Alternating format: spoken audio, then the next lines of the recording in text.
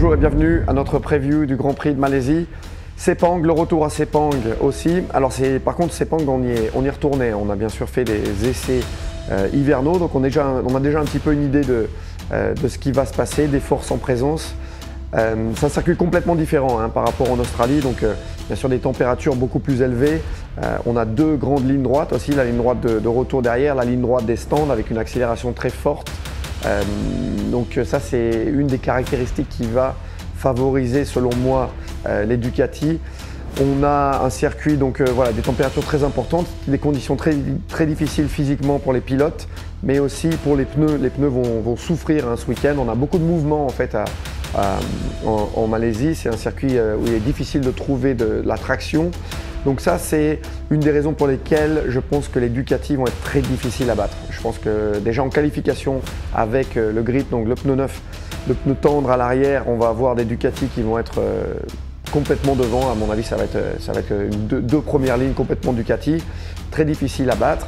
Ensuite elles vont être difficiles à doubler dans les lignes droites pendant la course aussi, bien sûr, avec la puissance qu'ils ont, c'est la machine la plus puissante. Donc voilà, la mission pour Fabio Quartararo qui est de plus en plus difficile. Maintenant Fabio qui doit essayer de retrouver des points, de récupérer des points par rapport à Pecco. Mais pour moi, à Sepang, ça va être très difficile. Du côté de chez Honda, je pense que ça va aussi pas être facile pour Marc Marquez de continuer donc sa bonne forme et surtout de suivre cette superbe course qu'il a fait à Phillip Island. Beaucoup moins de grip à Sepang. Du côté chez Honda, on a ce nouveau package aéro qui apparemment améliore un petit peu la performance en virage, qui aide la machine à tourner, donc un effet de sol, un carénage à effet de sol en bas des carénages, une entrée d'air un peu différente aussi. Donc ils sont en train de travailler Honda, mais je pense que ce week-end ça va être compliqué pour Marc pour se mêler à la bagarre pour la première place. Une autre machine qui peut se joindre au paquet tête, c'est l'Aprilia. L'Aprilia, pendant les tests hivernaux, qui a été très performante, tout de suite, la moto était complètement neuve et Aleix Espargaro a fait des simulations de course qui étaient très rapides, assez impressionnantes. Donc Sepang, c'est un circuit qui va bien convenir à l'Aprilia et on pourrait revoir Aleix Espargaro sur le podium.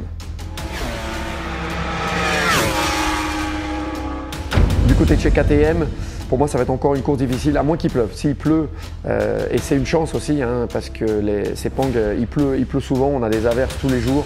Donc c'est une possibilité qu'on ait des conditions de pluie. Mais si c'est des conditions sèches normales, je pense qu'on ne va pas voir les KTM pendant la course. Et enfin, du côté des Suzuki, alors là, je m'attends à peut-être une surprise.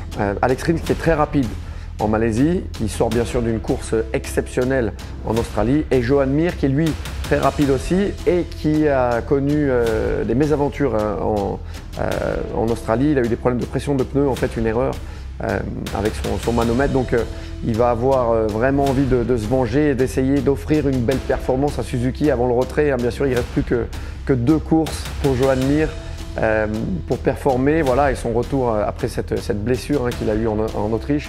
Donc du côté de Suzuki, je pense que c'est les seuls qui peuvent créer la surprise par rapport à Ducati. Donc voilà, on attend la course avec impatience et rendez-vous dimanche devant les télés.